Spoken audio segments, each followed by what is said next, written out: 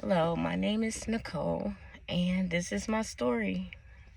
So, I have recently been in isolation for the past, I would say, year and a half. Um, it feels like a year and a half. It could have been shorter than that. But I've been put in a place of isolation due to the circumstances that I've been enduring. Um, I lost my husband back in February. Excuse my voice. I lost my husband back in February of 2022, and it just seemed like things has been really off ever since. Um, I still remain at the home where in which he passed. He passed away at home, and I still reside there. And there's just been a lot of things that's been happening, and I want to say around my community, um, and my apartment building where I live. And I feel like there's been some very unjust things happening to me behind the scenes. Um, for one, I am a spiritual type of person. I am. I believe in God. I believe that all things happen for a reason. And since this started transpiring in my life, I started to seek God more, just to understand what it is that is exactly happening to me. I've done a lot of videos. I've done vlogging. I've done journaling. I've talked to a therapist. I tried to reach out to a few friends of mine to tell them about what was going on with my situation. And I kind of had to hold back because it was coming up a little like maybe she's going through something mentally because of the passing of my husband. So maybe, I feel like people just blew it off thinking that there was something wrong with me. I've been trolling the internet, just trying to get clarity on what it is that I'm going through. I came across a few things. One of the things I came across, which was interesting to me, and I put something on my Instagram about it, and it's something going on about with the government, and they are silently targeting individuals. I'm not sure if that's my case. Like I said, I've been on this journey of trying to understand why it is. Why am I feeling like this? What is going on in my surroundings? What has been put out there about me? I've also had that intuition that there's things that has been said about my life that's probably not even true. There has been people that I don't even know that had invaded my privacy. And like I said, I'm really tuned in. If you don't know about spirituality and being tapped in and connected with the Most High, and then you're not going to believe how God can send you downloads and signs about the events that are carrying around you that you don't know nothing about. Nobody's going to tell you. So I feel as though God, my spirit guides, my ancestors, that right there make people, whoop, whoop. Nope, I don't want to hear about that. But it's real. It's real. And they have been in communication with me, to expose what it is exactly going on with me. I've read books on healing generational curses. I've read books about forgiving, because a lot of it has to do with my family. I'm just going to say it. A lot of it has to do with my family. Yeah. I know there's always been something off. Like, I always felt like my family was keeping something from me, and I didn't know what it was, but it's always, I was the black sheep, and I was the one that was looked upon like I was crazy, and like nothing that I said was valid, or I'm just insecure, and I drink, and I'm not in my right mind. I've always been put off. You know what I'm saying?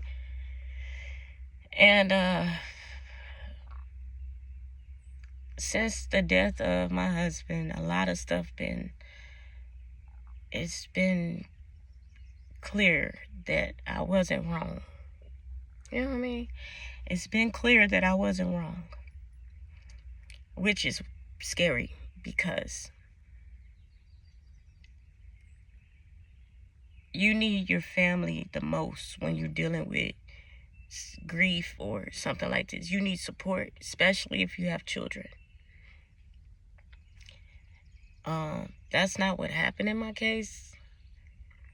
I feel like people have taken like my narrative on my life and twisted it up so bad that even if I did come back around, people would be like, there she go. Is she all right? And I just have a feeling, like I said, I get these downloads, I get signs, I communicate with God, and this is what he told me. My family has, they have a hand in whatever this targeting individuals or gang stalking. They had a hand in that. They know it.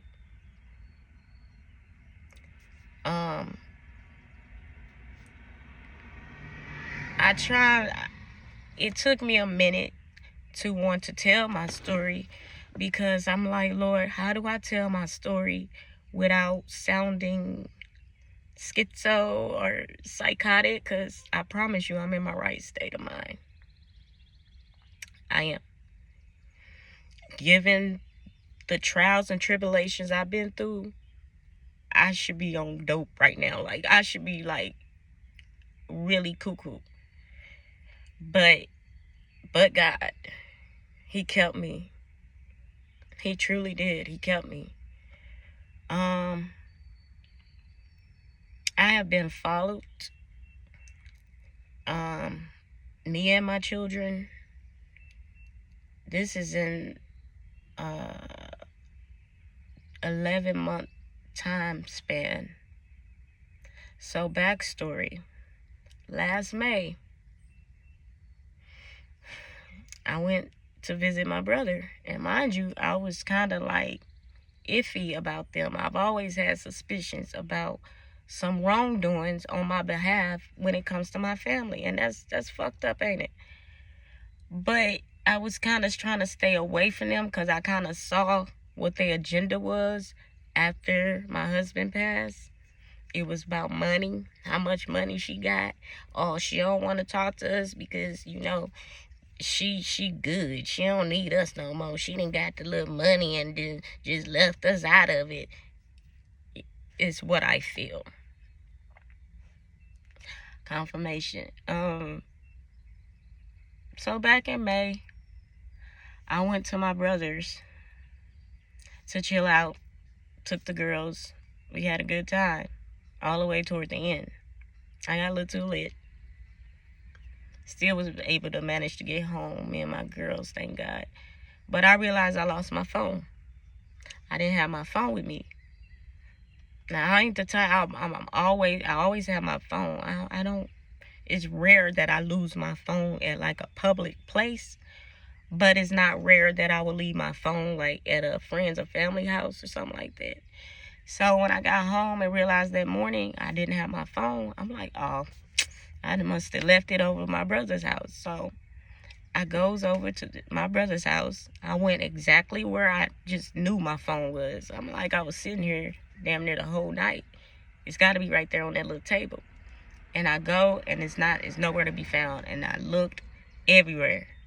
Everywhere. He even helped me look for it. Long story short, I feel as though he confiscated my phone.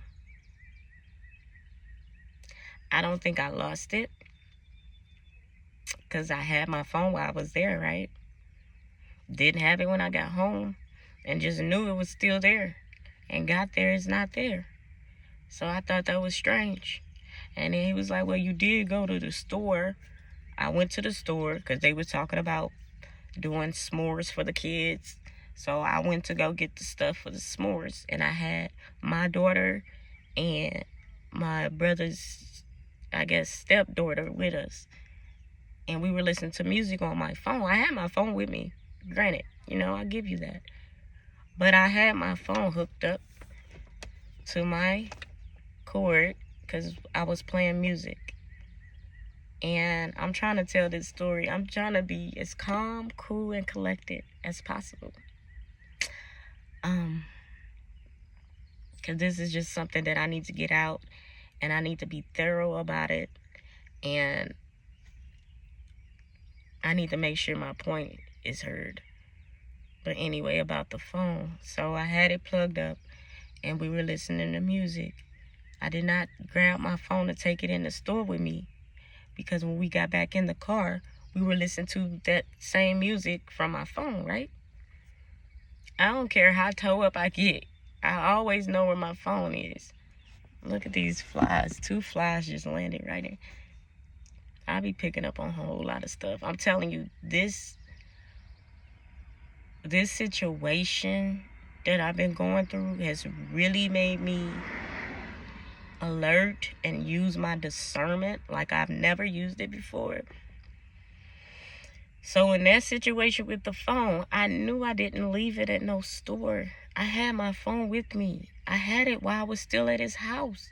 But I guess I was supposed to be so out of it, I didn't.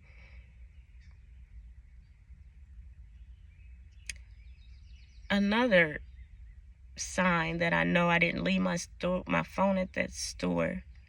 My daughter was playing out back, and it was a little dark at this time, and she hurt her ankle. And I remember having my phone, and I had the flashlight on to see what was going on with her. Even my brother's girlfriend can vouch for that, because she was like, yeah, you was outside because Mariah hurt her ankle, and you had your flash on looking at her ankle. So that's confirmation that I had my phone after coming from the store. So, boom. Yeah, I get home next day, realize I lost my phone, and I'm like, oh, I just left it over there. Go over there, nowhere to be found. Never found it to this day. So I said that to say this. Shortly after my phone was missing, I'm just chilling at home, and I hear a conversation, and I hear my brother's voice clear as day, like,